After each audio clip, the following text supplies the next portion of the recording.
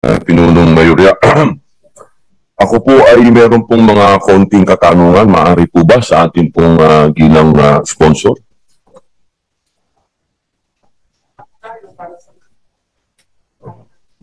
Maraming salamat po. Ito po ay patungkol lamang po sa NCIP. Meron po ba tayong kasama mula sa NCIP?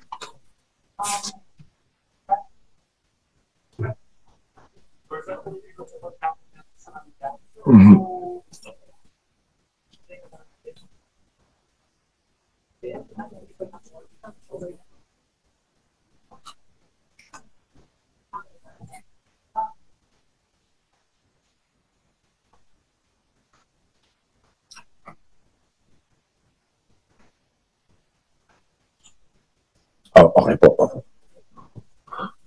Magmula po nung nakaraang taon, ang NCIP po ay nasa ilalim ng ating Office of the President. Nailipat po siya doon.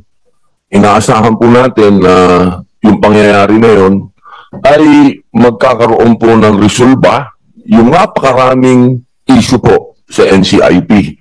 Pero nakalulungkot po, wala pong naresolba. Ngayon po, nailipat po uli sa DSWD. Kami po yung nagpapasalamat at naandiyan po si Yusik Alia Dumaporo na siya po ang tumutulong sa amin sa maraming pagkakataon na kami po ay naghihikahos na humihingi ng tulong para po sa ating mga katutubo. Siya po yung nandun para sa amin. Mr. President, bago kayo magtuloy, to be clear, yung NCIP na ibalik ulit sa Office of the President, nandun pa rin. Wala siya sa DSWD. Naandun pa rin po? Ang nasa DSWD ngayon is senior citizens.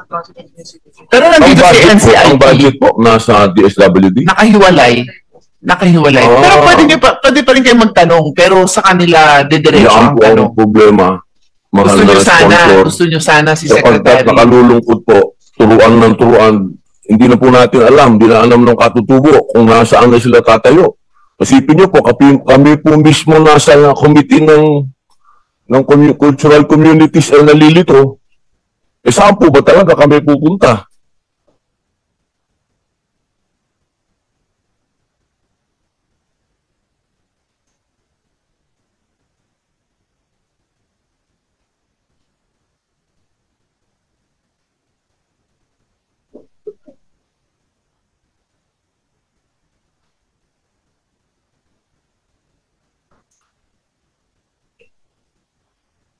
So, Mr. President, to be clear, naalis talaga sa DSWD ang NCIP. Dati po supervised agency, pero by virtue of an EO, tinanggal ulit sa DSWD at under na siya ulit ng Office of the President.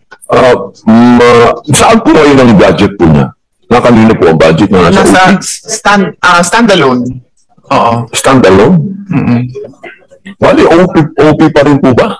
Kasi it's considered other executive offices. Ang budget niya ay... Kawawa naman yung ating mga katutubo. 1.73. Well, wala naman kung nagbago dun sa NCIP itself kung kanino lang siya naka-under. So, kasi yun po ang nagiging problema. Yung po kasing sa matagal na usapin, yung pong ancestral domain. Yung po kasi ang issue namin. Kasi ang sinasabi po kasi na dapat meron pong budget na ibibigay sa NCIP para po doon sa pagpaparehistro ng mga ancestral domain para po sila ay magkaroon ng titulo. Kasi po dito, total, nanggaling naman po sa inyo, siguro masasagot nyo na po. Kasi kami po'y pagod na din sa aming komite kung kanino po kami tatakbo. Kasi nandito po, ang dapat na ang mga ninunong lupain po ay umaabot po ng 15 million hectares. Sa ngayon po, ang natituluhan lang ay 6,427,000. Ang kailangan po pong matituluhan ay 9.2 million. Eh, ang sinasabi po dito, sana po, total, kayo naman po ay nasa isang executive offices. Eh, maiparating na lang po ninyo kung Office of the President po ito, pakiparating po sa kanila na ang nasasabing budget na ibibigay lamang po sa taong ito, eh halos hindi po makakalahati yung hinihingi po ng ating mga katutubo. Ang kailangan po ng NCIP ay 200 million para po matituluhan na yung ancestral domain. Alam niyo po, mahal na tagapangulo, yung ating po mga katutubo, lahat na ng pagmamalabis, lahat na po ng pang-aabuso ginagawa sa kanila, at hindi po nila maipagtanggol yung kanilang ancestral domain dahil wala po silang titulo. Nandiyan na po yung minahan. Nandiyan na po yung pagnakaw sa lagaran ng politiko, yung kanilang lupa, eh palalayasin sila at kukunin ng politiko yung lupa nila. Eh kung ganito po ang mangyayari sa atin, ay nakalulungkot po sapagkat ang lahat po ng ugat ng pang-aabuso sa mga ating katutubo ay dahil wala pong titulo yung kanilang ancestral domain. Kaya ang hinihingi lang naman po natin, hindi po tayo nandito para banatan ng kahit na sino, ay hindi ko po ugali yun. Ako po ay nandito para magmakaawa po sa inyo, na sa tulong po ninyo, ay madagdagan po yung budget ng NCIP para po sa pagpaparehistro ng lupa ng mga katutubo. Na sana po maibigay po yung 200 million. Kasi hindi po matatapos ang problema ng mga katutubo natin kung umuutay-utay po natin yung pera para po pagparehistro ng kanilang lupa. Yun lamang naman po. Kaya sana din po magkaroon na rin po ng totohanan. Totohanan. Kung saan po ba talaga kami lalapit. Kami po mismo sa aming komite, gulong-gulo na. Kung kanino po kami lalapit. Hindi po namin alam, nung huling nandito yung OP, ang sabi, nabalik kayo sa DSWD. Ngayon na nandito yung DSWD, sasabihin nasa ibang OP. Eh, mapakagulo naman talaga. We note His Honor's concern. Meron din tayong natanggap nga dito na information which is consistent with what His Honor is saying na may additional request na 200 million per year to help accelerate the full delineation and titling processes, fund technical experts and field operation, and establish the ancestral domain land management and information system.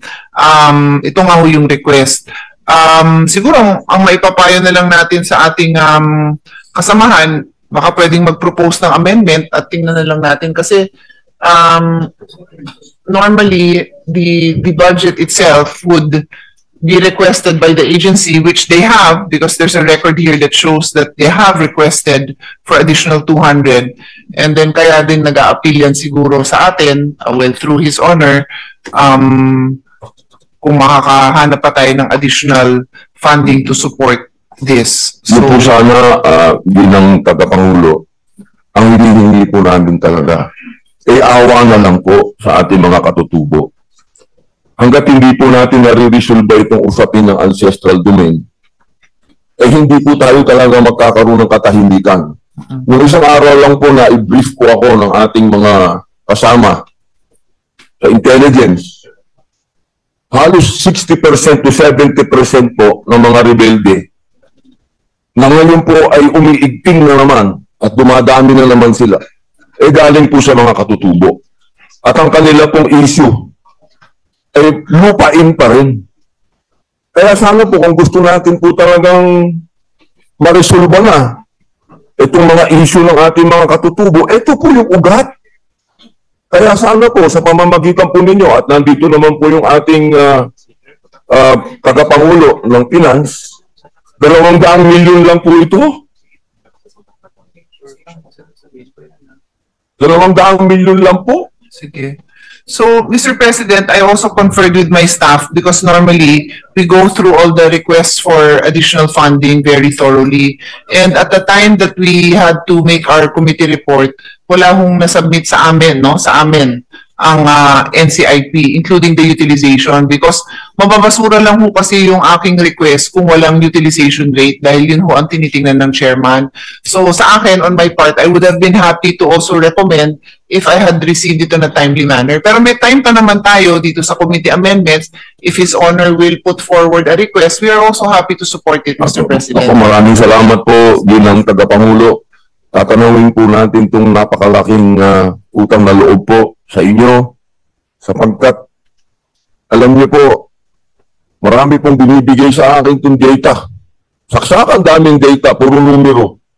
Pero alam niyo po itong mga numerong ito, baliwala po ito dahil ako po'y nanggaling na sa kaduluduluhan at kasuluk-sulukan ng Pilipinas. Minsan na rin po ako naging rebelde. Isa lang pong masasabi ko, napakalaking tulong po bilang tagapangulo kapag naparehistro po natin ang lupa ng ating mga katutubo at sila po yung magkaroon talaga na ang kanilang ancestral domain ay kanila po. Yun lamang po, maraming salamat po sa inyo. Majority Leader. Majority Leader.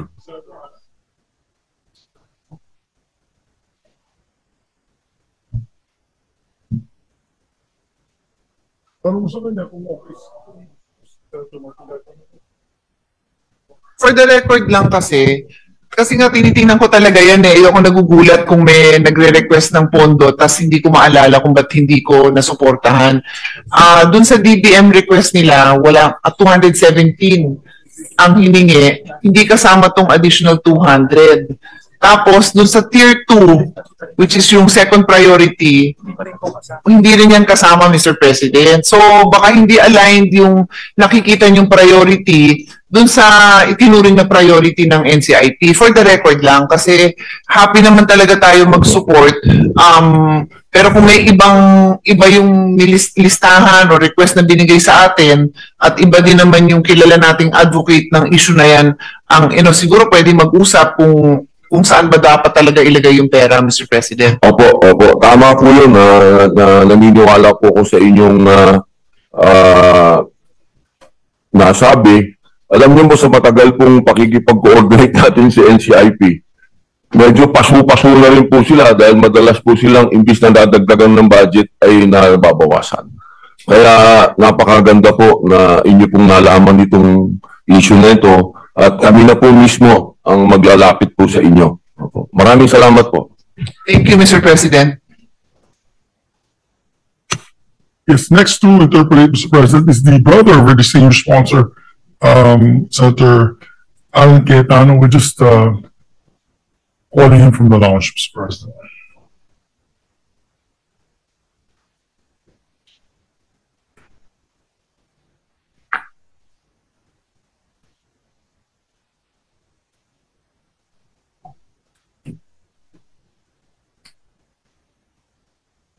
Yes, may we recognize the distinguished minority for the Mr. President. Right.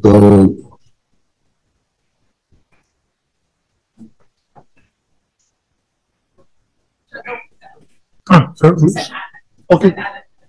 So I move for his recognition. Right. Senator Alan Cayetano is recognized.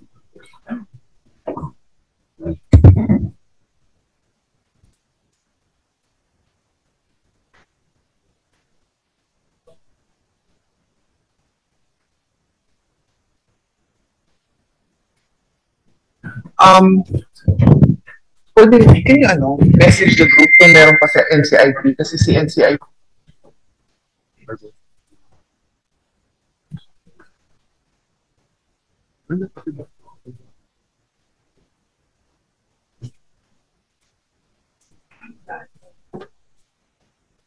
So, President, before we recognize a distinguished minority floor leader, may we seek the indulgence of the body and excuse the head of the National Commission for Senior Citizens as he has a personal emergency. If there's no one who's going to ask that, I guess it's a department within the DS or an office within the DSWD, if he may be excused. So, with the Right, permission of with the the body. permission of the body, the head of the National Commission on Senior Citizens is hereby excused. Yes, thank you, Mr. President. Thank you. You may proceed, Senator Cayetano, the Minority Leader.